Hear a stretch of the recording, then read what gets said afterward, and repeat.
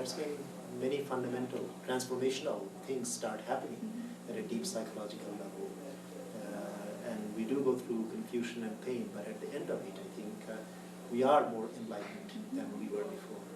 So if there is any way that I can help, making this process less painful, because I've been through it myself, and I'm constantly going through this thing. I question myself constantly, and it is painful, but it is also worthwhile. I wouldn't live in any other way. Well, any other thoughts? Or Sarah, you had raised your hand before.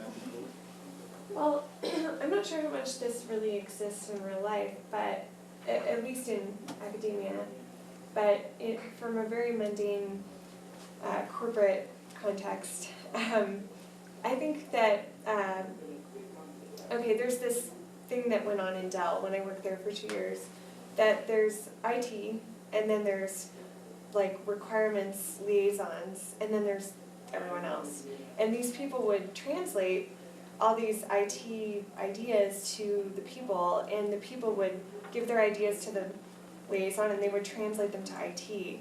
So I think that there's a role for a midwife of sorts in between theory and practice, and maybe we don't have to jump as much as find someone who is a bridge builder, and I'm not sure how much that goes on, but I think there's a place for it. I think it happens naturally in movements, like, I mean, Marx wrote, and then there's all these movements that are still happening from his work, and then there's the results of it. I don't think that and new theories are coming up from those movements. Maybe we can be the bridge. Yeah, exactly. It's all about roles and capabilities.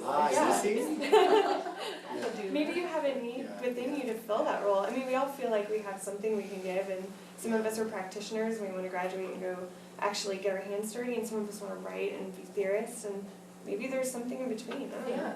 Well, it was my secret wish, but now I will make it public. I think I was hoping that you would actually come up with that realization that taking a course like this, you can be better equipped to be that kind of a bridge builder. People who are in practice also, they need theory, but they need theory that they can grasp and they find it to be relevant. And people who are in theory need to practice so that they actually can learn about what kind of theory is going to be useful. And people who are in between, in a sense, they're going back and forth, but they may be more practitioners or more theorists, depending on the time, they can actually play this crucial role. But ultimately, I think overcoming elitism means that everybody can be a theoretician. Just as I said, everybody should be an artist, and everybody can be an artist. We are far too passive. We always rely on big people to do things. We think that we are nothing. We cannot really be skilled. We cannot really be confident.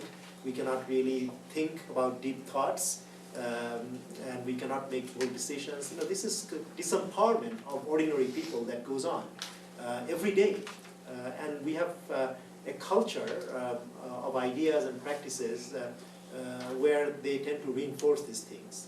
But there are also areas where these are challenged, right? I mean, this class is a small example of the challenges that one can pose, and it's a way of awakening oneself, I think. We are sleepwalking most of the times, I feel sometimes, and we have to wake up, and sometimes big events in the outside world do that for us, and sometimes it happens gradually through encounters of the sort that we are having here and others that you have outside. And that is my deepest hope, that something like this can truly happen. Not in a dramatic way, but gradually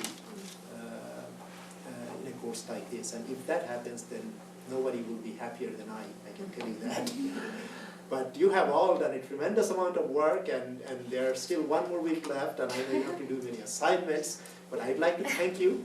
And before I give you a round of applause, and you all give yourselves a round of applause, I want to remind you that you should bring your computers in the next class, because you'll have to do that evaluation online.